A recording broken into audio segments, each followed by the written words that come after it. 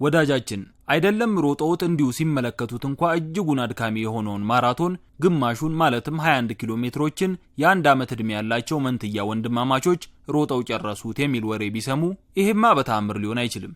የአንድ ዓመት ሕፃን አይደለም መሮጥ ቀርቶ እንዲያው ድክ ከማለትና አሊያም በዳዴ ከመሄድ ውጪ መች በቅጡ ሲራመድና ነው ብለው ሽንጦትን ገትረው ይከራከሩ ይሆናል። በእርግጥም የአንድ ዓመት ሕፃን አይደለም ማራቶን ቀርቶ 5 ሜትርም በቅጡ ሮጦ ላይ ጨርስ ይችላል። ነገር ግን በእግራችን ባይሆንም በብስክሌት ማራቶን እንሮጣለን ብለው የተነሱት መንትያ ወንድማማቾች በተቀመጡበት የሕፃናት ማጓጓዣ ብስክሌት ላይ እንዳሉ በአባታቸው እየተገፉ ግማሽ ማራቶንን ያክል ርቀት ሮጠው በማጠናቀቃቸው አባታቸውን የዓለም ክብረ ወሰን ባለቤት እንዲሆን አስችለውታል ይላል ዩናይትድ ፕሬስ ኢንተርናሽናል ድረገጽ።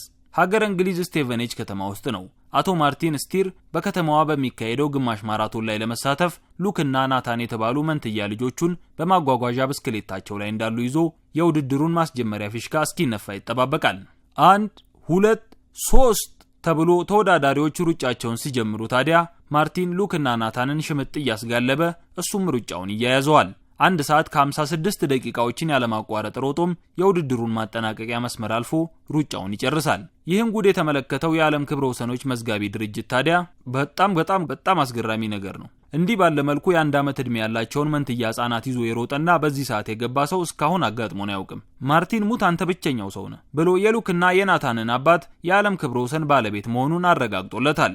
የነ ማርቲንን ደስታ ድርብ የሚያደርገው ደግሞ ውድድሩ የተካሄደበት ዕለት መንትያዎቹ አንደኛ ዓመት ልደታቸውን የሚያከብሩበት የተወለዱበት ቀን መሆኑም ጭምር ነው።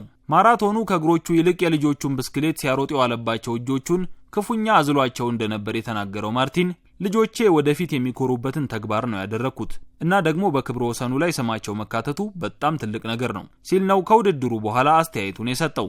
21 ኪሎ ሜትሮችን አባታቸው በሚገፋው ብስክሌት ላይ ሆነው ሲጋልቡ ያሉት መንትያዎቹ ሉክና ናታን ምንም እንኳን ለሩጫው አስቀድመው ልምምድ አድርገው የነበረ ቢሆንም የውጭው ንጹህ አየር ተመችቷቸው ነው መሰል አብዛኛውን ሩጫ እንቅልፋቸውን እየለጠጡ ነበር ያጠናቀቁት።